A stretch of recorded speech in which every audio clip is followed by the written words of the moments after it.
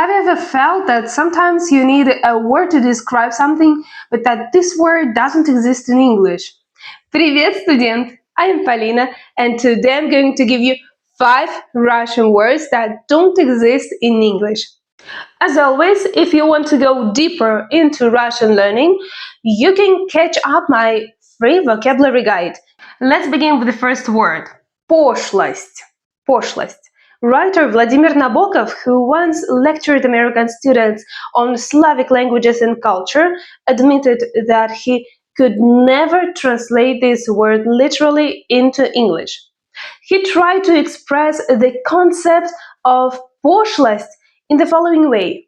Imagine that you open a glossy magazine and see on the cover a happy family that has bought a brand new refrigerator or a fancy music center or china set or whatever.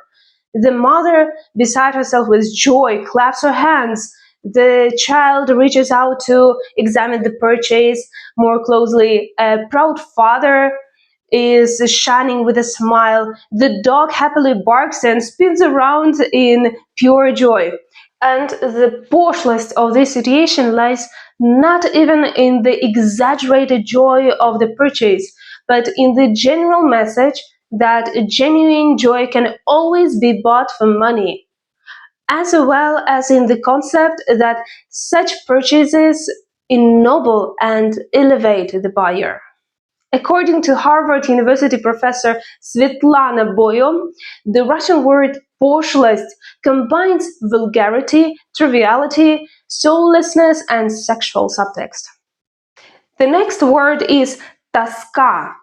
Despite the fact that the Russian word тоска can be loosely translated as emotional pain or melancholy, Nabokov believed that no word in the English language can fully convey its meaning. Тоска can be described as a feeling of spiritual suffering without any particular reason, or the indistinct pain of the soul, vague anxiety, nostalgia, or amorous longing. One more word that can't be translated into English is надрыв. If you try to formulate the meaning of this word in English, you get something like an uncontrollable emotional outburst when a person releases intimate, deeply hidden feelings.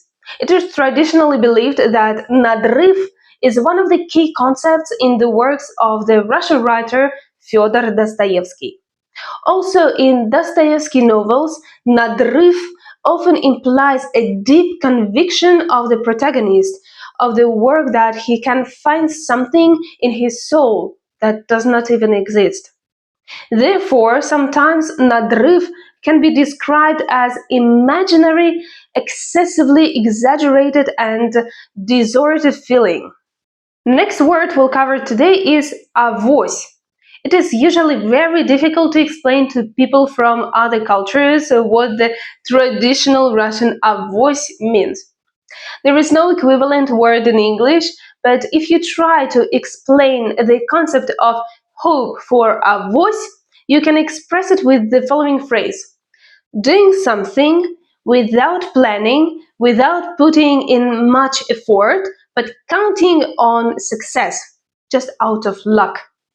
One more word that we can't translate literally into English is успеть. You can say managed to do something, but it's more like I managed to do something because I had enough time, or simply I did it on time. And this was the last word. Tell me in the comments if you think any of these words could be useful for you to have in English, or maybe English isn't your native language, and so tell me if these words exist in your language. And before to leave, make sure to download the free vocabulary guide following the link in the description. And don't forget to like and follow me to continue learning Russian with me. Пока-пока!